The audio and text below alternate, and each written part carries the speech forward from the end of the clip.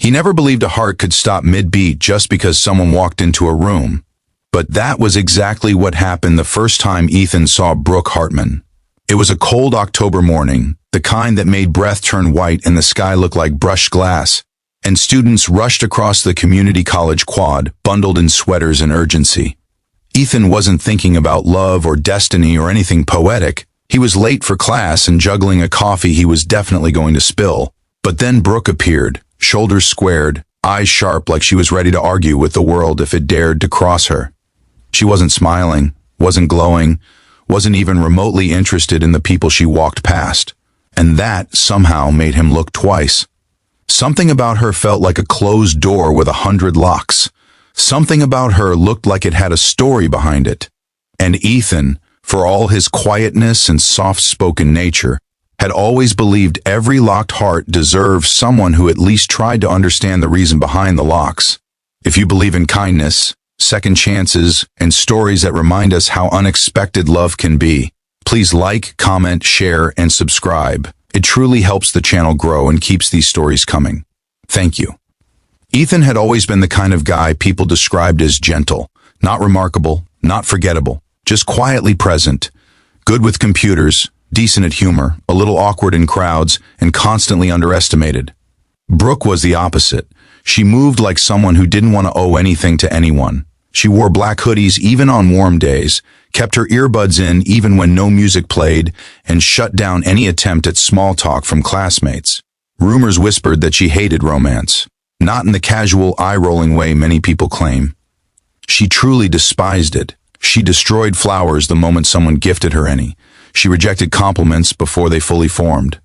She said love was a scam designed to distract people from reality. She didn't watch romantic movies, she mocked people who did.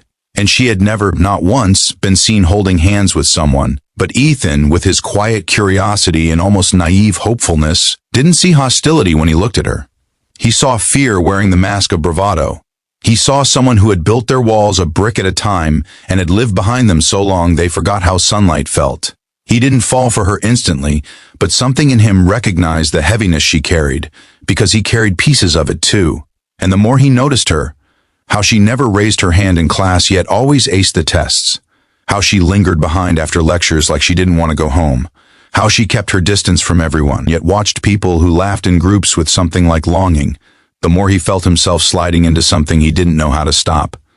They officially met not because fate meant to push them together, but because life has a strange sense of humor. It was raining hard, the sky cracking open with thunder, and Brooke stood under the half-broken bus stop roof that leaked water down one side. Ethan arrived soaked, backpack dripping, glasses fogging over, and she glanced at him only long enough to shift herself farther into her corner. But the bus was delayed, the storm worsened, and a sudden lightning strike knocked out the traffic lights across the main road. Hours passed. And for the first time, Brooke had to exist beside someone without escape. Ethan didn't talk, not because he feared her glare, but because he understood someone who wasn't ready to be spoken to. He simply stood there, shivering, offering her space without demanding anything. At some point, she noticed he didn't have an umbrella. She had one, but kept it folded. She didn't offer it to him. She wasn't that person, but she shifted slightly so his jacket got less rain. It was the smallest, most insignificant gesture. But to Ethan, it was proof she wasn't made of ice, only protective layers. Over the next weeks, their paths crossed more often. Library aisles late at night, the vending machine line where she always bought the same granola bar, group projects where she did all the work and trusted no one. Ethan admired her from the edges of her world, careful never to intrude, but unable to ignore the pull he felt. He learned she drew in the margins of her notebooks, intricate, painfully detailed sketches of broken buildings and abandoned cars, like she was documenting a world after everyone had given up. He learned she loved storms because the noise drowned out thoughts she didn't want to hear. He learned she hated birthdays, gifts, or any gesture that implied affection. And the more he learned, the more he adored her, even though she had no idea he existed beyond a passing nod. But falling for someone who had sworn never to let love near them was like walking through a minefield blindfolded. And Ethan stepped wrong the day he tried to do something kind. It was nothing extravagant. Just a tiny keychain with a pixel art robot, something silly and harmless, something he thought she might like because he once noticed her doodle a robot in her sketchbook. He left it on her desk with no name, no note, just quiet hope. The moment she saw it, however, she froze. She didn't soften, didn't smile, didn't even look mildly confused. She looked furious. She grabbed the keychain, walked straight to the trash can, and dropped it in without hesitation. Ethan watched from across the room, his heart sinking like a stone in water. Brooke then turned sharply and scanned the class until her eyes landed on him, perhaps recognizing the way he stared, perhaps guessing it was him because he was the only one who ever looked at her with gentle curiosity instead of fear. She didn't confront him, didn't speak, but that look was colder than anything she could have said. Ethan felt stupid, embarrassed, and naive. He told himself he should stop thinking about her altogether. But feelings don't obey commands, and kindness doesn't just turn off because it's rejected. A week later, fate intervened again, not with storms this time, but silence. Ethan found Brooke sitting alone on the rooftop parking deck, knees pulled to her chest, hoodie up, fists trembling as she tried to hide tears. She had always looked untouchable, but now she looked like someone whose armor had cracked in the wrong place. He hesitated, knowing she didn't want anyone near her, but something about the way she shook, silently, stubbornly, refusing to let even pain have the satisfaction of sound, made him sit a few feet away from her. She didn't tell him why she cried. She didn't speak at all. Yet she didn't run either, and that was the beginning of everything. From then on, a strange understanding grew between them. She allowed him near her without pushing him away. She didn't smile, but she didn't glare. She didn't talk about herself, but sometimes she listened when he talked about his day. She didn't accept help, but she didn't avoid it either when he held open a door or passed her a textbook. Their connection was unspoken but undeniable. Two lonely souls orbiting each other with a cautious, fragile gravity. Ethan never tried romance again. He never gave her gifts, never flirted, never hinted anything. He simply existed with her, patiently, consistently, without expectations.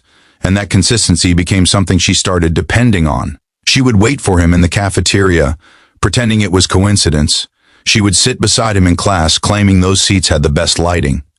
When she noticed his hands shook during exams because of anxiety, she tapped her foot quietly against his chair to help him focus. When he mentioned his mom worked double shifts and barely slept, Brooke left a thermos of coffee outside his locker with no name attached. She didn't hate kindness. She hated the pressure and vulnerability that came with being the center of someone's affection. But Ethan wasn't trying to win her. He was simply showing her that love didn't always demand something in return. Yet hearts change slowly, painfully, and unpredictably. And Brooke's resistance wasn't because she didn't feel, it was because she felt too much. She had grown up watching love destroy the people she cared about, a father who abandoned them, a mother who rebuilt her life yet never healed, relationships that promised her the world, and then left the pieces on her shoulders. She didn't hate romance itself. She hated the disappointment that always followed it. One evening near winter break, Brooke asked if Ethan wanted to walk home. She had never initiated anything between them before. They walked through the dimly lit streets, their breath forming clouds in the cold air, and she talked for the first time, not about anything deep, but about the city lights looking like floating fireflies. Ethan listened, matching her pace, noticing how different she looked when she wasn't trying to hide. Softer, younger, human in a way she didn't allow people to see. Over the next month, she opened up in fragments. Stories told like confessions, pains mentioned like afterthoughts, fears disguised as sarcasm. And Ethan, quietly, fell deeper. Not because she changed, but because she trusted him enough to lower her guard even an inch. The breaking point, the moment he realized he truly loved her, came on a night when Brooke called him out of nowhere. Her voice was unsteady as she asked if he could meet her behind the old bookstore. When he arrived, she was pacing, breathing hard, holding herself like she was trying to stop her own ribs from collapsing. She told him her mother had been hospitalized. Exhaustion, stress, complications that had been ignored too long. Brooke didn't know what to do. She didn't know how to ask for help. And Ethan, without thinking, stepped closer and let her lean on him. She didn't push him away. She didn't freeze. She simply rested her head on his shoulder and let herself be small for once. That night changed everything. From then on, they were no longer two separate worlds occasionally colliding. They were something together, undefined, delicate, but undeniably real. But Brooke, terrified of her own growing emotions, started pulling away. She stopped replying to messages, avoided him in class, and kept her hood up even indoors. Ethan felt the shift like a cold wind in his chest but refused to confront her. He knew enough about trauma to understand people withdraw when they feel unworthy. Yet the absence hurt more than any rejection she had given him before. When winter melted into spring, Brooke finally approached him again. She looked exhausted, like she had been fighting a battle inside her mind for weeks. Without speaking, she sat next to him on the campus lawn and placed something between them, the same pixel robot keychain he'd gifted months ago. Except now, it wasn't in the trash. It was attached to her house keys, worn and scratched from use. She told him she had retrieved it the same day she threw it out. She said she had hated it only because kindness felt dangerous back then. She said she didn't know how to handle someone who cared without expecting anything. And she admitted, quietly, almost painfully, that she didn't hate romance.